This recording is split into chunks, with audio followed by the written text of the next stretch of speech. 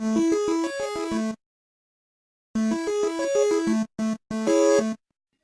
what's up?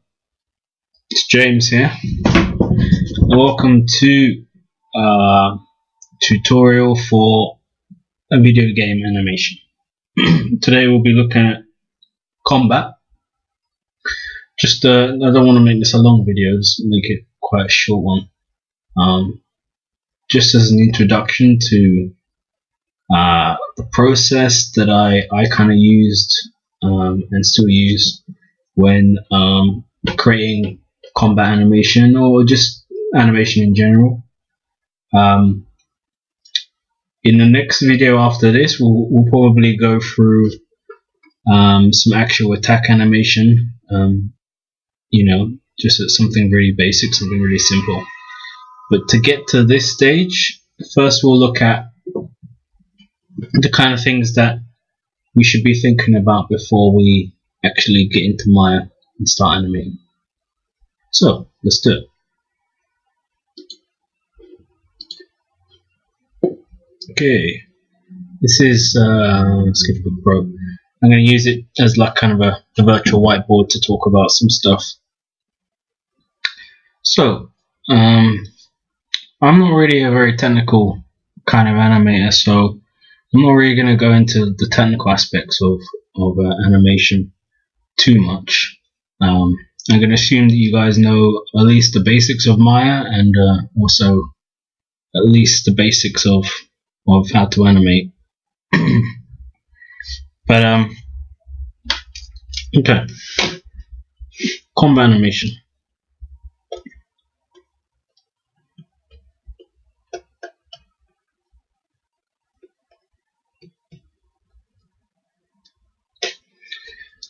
What's the most important thing when we create an attack animation? For me, then probably the number one thing is clarity. And clarity means strong poses. It means easy to see what's going on.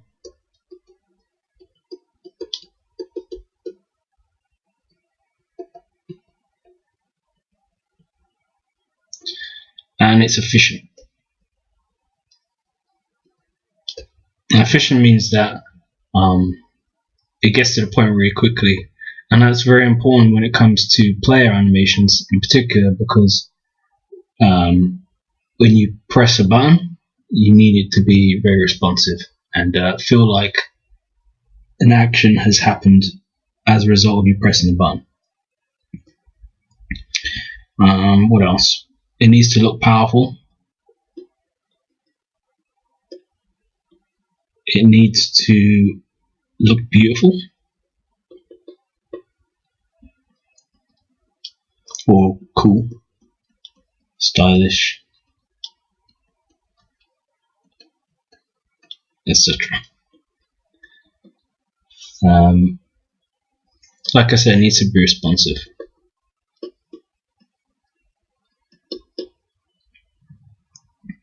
This is really, really important. It changes slightly if you're doing characters that aren't player characters, but in general, it needs to feel like when you press the button, it does the attack. Okay.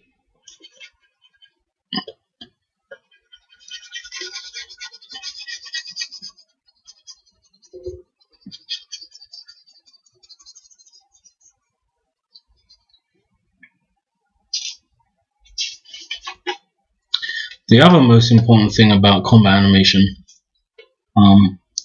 is not necessarily to do with the attack that you animate, but it is everything to do with the combat in the game, and that's feedback. Now, feedback, in this case, I'm talking mostly about the reaction of the enemy when you strike it. If the reaction animation is awesome, then the attack animation is going to be awesome. awesome, being it feels like, for me anyway, it feels like the energy from the attack is being transferred into the enemy, and it feels like it connected, and it feels visceral, and it feels um, it feels like these two animations are connected. It doesn't feel like they're two separate animations playing. And this is so important, I think. And I don't think enough games do it well. Anyway.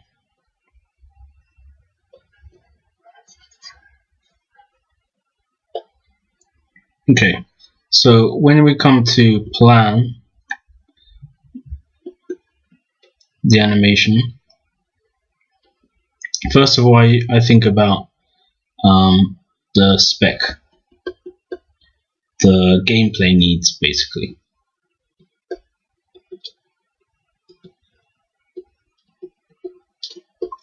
Now, usually when it comes to player animations, we need to react as quickly as possible, so not much anticipation.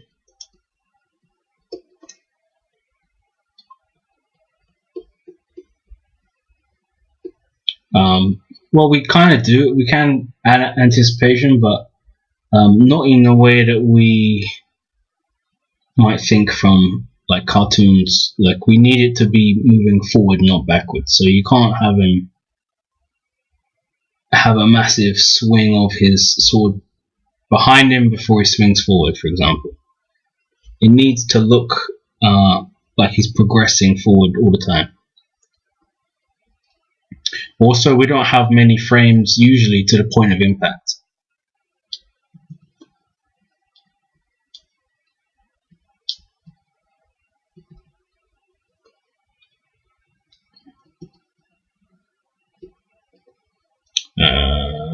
Frame of impact. Depends on the attack course. If it's a heavy weapon, then it's going to take longer to strike. But generally, we want it to be pretty quick, which is why we need it to be efficient, and we need it to be very clear.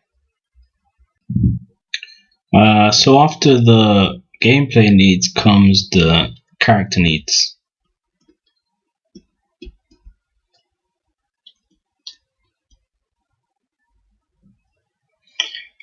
What I mean by character needs is each character ideally should have their own style in terms of how they, like, if they're given a sword, then they all swing it differently. They all have their own personality, their height, their gender, their weight. Everything affects the personality. Everything affects the way that they'll fight. So what kind of character?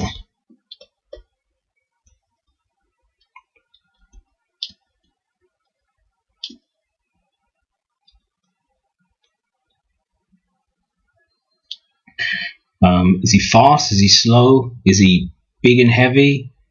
Is it a she? Is it an alien? Beyond that, we can talk about personality.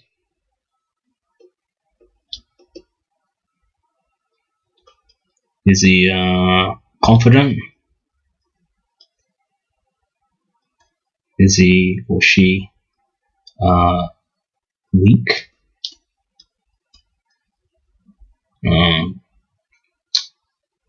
Show off? Or more efficient, like a professional?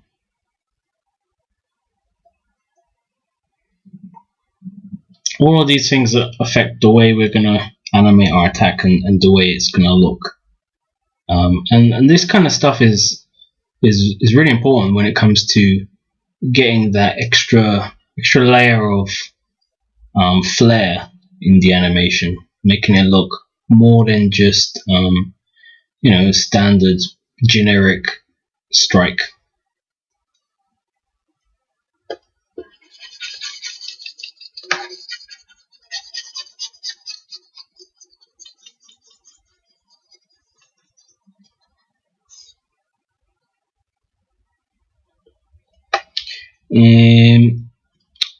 After that, we think about, well, I probably won't go into this too much, but we think about the whole string. Is it a combination? Is it part of, 3 hits or 4 hits? And if so, we need to consider what the other hits might look like too. We don't really think about any one attack in isolation, because no player ever just spams the, well, maybe they do, but usually in a game they'll have more than one move, and we need to make each move look unique, but also flow into other attacks, especially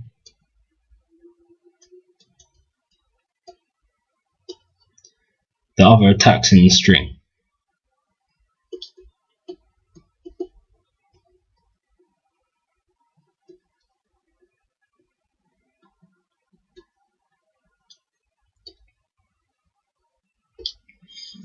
Before animating a combat string, I've usually choreographed the whole thing. I've usually thought about what the whole thing's going to look like,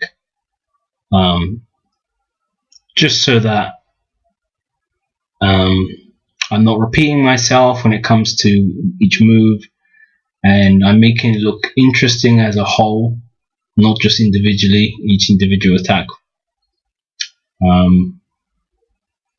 So yeah, that's usually the next part of the process. And also, as part of this, we'll think about where in the combo it fits. So if it's the first attack, it will usually look smaller. It usually starts off with a simple and quick attack, and maybe get more elaborate as it goes along the string, and finish in something really really substantial. Like the last move might feel much more substantial than the first move, just to kind of feel like a progression in the combat string. He's built up momentum, or she's built up momentum in their attack, and the last attack feels final. It feels complete. It feels like it's completed the string. So we need to consider where in the combo string is this attack.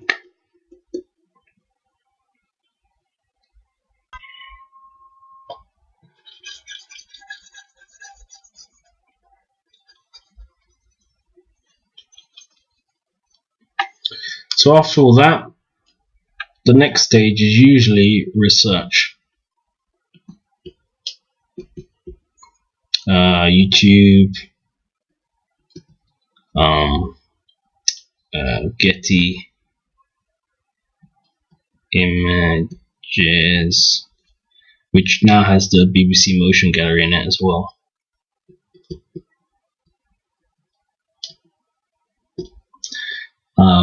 I'll also film.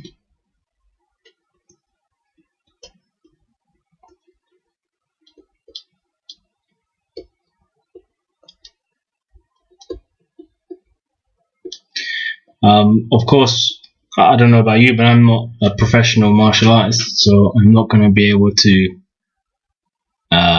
fly around with a weapon in my hand. But especially if you're creating a realistic game, solid body mechanics, you can get that from film footage of yourself. You can get that weight, you can get that weight distribution, the change of shape, the building of momentum, all that kind of stuff. The inertia, you can get that from film footage. And actually that brings me to another point, is the style. We talked about the personality of the character before, and that's kind of the style within the character. But we need to think about the style of the game,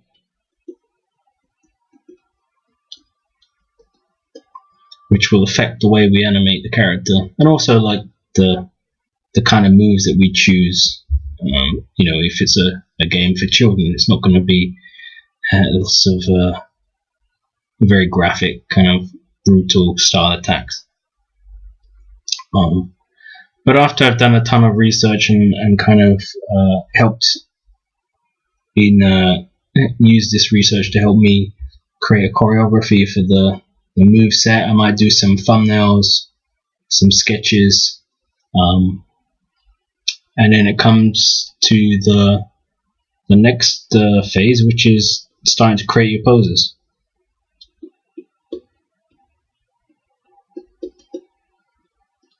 And yeah, that would be thumbnails. Or in Maya. To be honest, sometimes I do thumbnails on paper, sometimes I do it in Maya. I mean, it ends up in Maya anyway, so it doesn't really matter. But I feel I can do more dynamic poses using paper and pencil because I'm not worrying about the rig. I'm not pulling the rig around and trying to get to something, but being held back by the rig a little bit. Like when I'm doing thumbnails on pencil and paper, I can usually push the poses a lot more than if I do it straight into Maya. But that's just me. Whichever way you want to do it, it's all good. Yeah, so I guess that's it. I guess I can show you the thumbnails that I used when I was creating that Maya attack that we had a look at right at the beginning.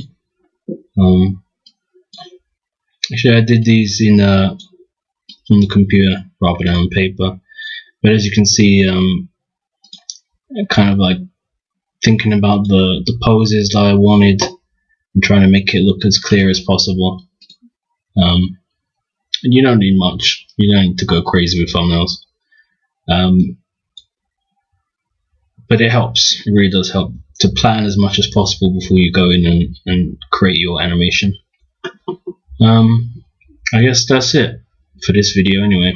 The next video will go into Maya and I'll start breaking down the attack and talking about how all this stuff that we talked about just now gets put into practice. Yeah. So for now, that's it. Later.